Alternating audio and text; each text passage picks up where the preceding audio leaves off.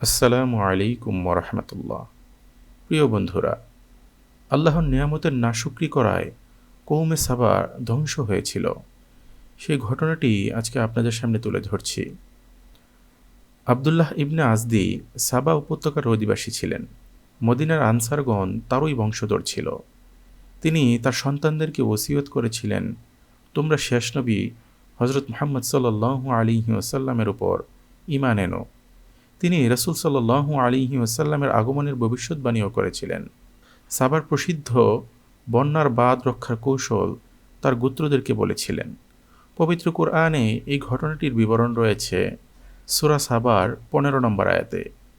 এই আয়াতের তাফসির করতে গিয়ে ইবনে আব্বাস রাদিয়াল্লাহু তাআলা আনহু বলেন, সাবা উপত্যকার অধিবাসীদেরকে আল্লাহ তাআলা শস্য শ্যামল, বাগবাগিচা আরও অনেক নিয়ামত দান করেছিলেন।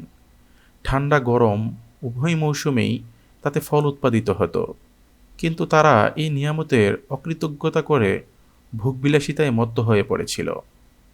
এর শাস্তিস্বরূপ মহান আল্লাহ তাআলা তাদের উপর আযাব পাঠালেন। তাদের উপর প্রচুর বৃষ্টি বর্ষণ করলেন। প্রচুর বৃষ্টি বর্ষণ করার ফলে তাদের বন্যা নিয়ন্ত্রক বাঁধ ভেঙে গেল এবং বসতবাড়ি বাগবাগিচা সব ভাসিয়ে নিয়ে গেল।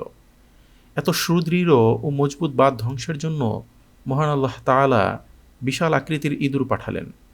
তাদের নখ ও দাঁত লোহার মতো শক্ত ছিল। ইঁদুরগুলো বাঁধ ভাঙা শুরু করল। আবদুল্লাহ ইবনে আজদি ওই উপত্যকার অধিবাসী ছিলেন। তিনি একদিন পাহাড়ে উঠে দেখতে পেলেন বিশাল আকৃতির ইঁদুরগুলো নখ দিয়ে বাঁধের মাটি খনন করছে আর দাঁত দিয়ে বাঁধের শক্ত বাঁধনগুলোকে কেটে ফেলছে। তিনি ফিরে এসে পরিবারের লোকদেরকে এই ঘটনা শোনালেন এবং সকলকে তা দেখালেন। সাবার অধিবাসীরা ইঁদুরগুলো তাড়ানোর বহু চেষ্টা করল, কিন্তু সব ব্যর্থ হলো।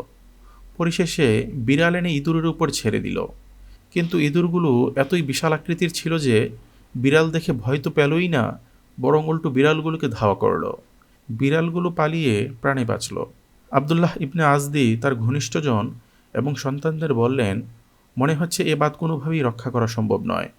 এটা আল্লাহর গজব বলেই মনে হয়। এজন্য এই এলাকা যত তাড়াতাড়ি সম্ভব ত্যাগ করতে হবে। এলাকা ছাড়ার এমন কোনো বুদ্ধি বের করো যেন লোকেরা বুঝতে না পারে যে আমরা স্বেচ্ছায় এলাকা ছেড়ে চলে যাচ্ছি। তিনি গোত্রের বিশিষ্ট এবং নেতৃত্বস্থানীয় ব্যক্তি ছিলেন। সকলেই তাকে সমীহ করত। প্রতি সন্ধ্যায় এলাকার গণ্যমান্য লোকেরা তার বাসায় সমবেত হয়ে এলাকার বিভিন্ন অবস্থা নিয়ে আলোচনা করত। একদিন তিনি গোপনে সন্তানদের নিয়ে বসলেন। ছোট ছেলেকে বললেন, আজ সন্ধ্যায় যখন এলাকার গণ্যমান্য লোকেরা আমার বাসায় আসবে, আমি তাদের সামনে তোমাকে একটি কাজের কথা বলবো। তুমি গোয়ার্তুমি করে বলবে কাজটি করতে পারবে না। এতে আমি তোমাকে গালমন্দ করতে থাকব। তখন তুমি এসে জোরে আমার গালে একটা থাপ্পড় মেরে দিও। অন্যান্য সন্তানদেরকে বললেন, তোমরা এর কোনো প্রতিবাদ করবে না। যখন মজলিসের লোকেরা দেখবে তোমরা এর কোনো প্রতিবাদ করছো না, তখন তারাও কোনো প্রতিবাদ করবে না, করার সাহসও পাবে না। এরপর যা করার আমিই করব। সন্ধ্যায় লোকেরা যখন তার বাড়িতে সমবেত হলো, পরিকল্পনা অনুযায়ী কাজ এগোতে লাগলো। যখন ছোট ছেলে বাবার গালে প্রচণ্ড জোরে থাপ্পড় মেরে বসলো, মজলিসের লোকেরা হতভম্ব হয়ে গেল। আর আবদুল্লাহর অন্যান্য পুত্রেরা এর কোনো প্রতিবাদ করল না, ফলে তারাও কিছু বলতে সাহস পেল না।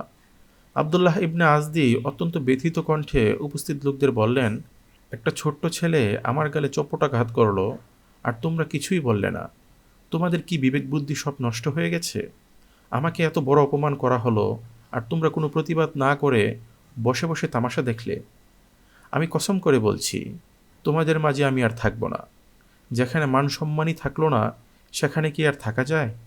গোত্রের লোকেরা তখন বলে উঠল, আপনি উত্তেজিত হবেন না। আমরা মনে করেছি ছোট্ট ছেলের এই ভুলের কারণে আপনি বেশি প্রভাবিত হবেন না। ছোটরা তো ভুল করতেই পারে, এজন্য আমরা তাকে কিছুই বলিনি। আবদুল্লাহ রাগান্বিত হয়ে বললেন, যা হওয়ার তা তো হয়েই গেছে।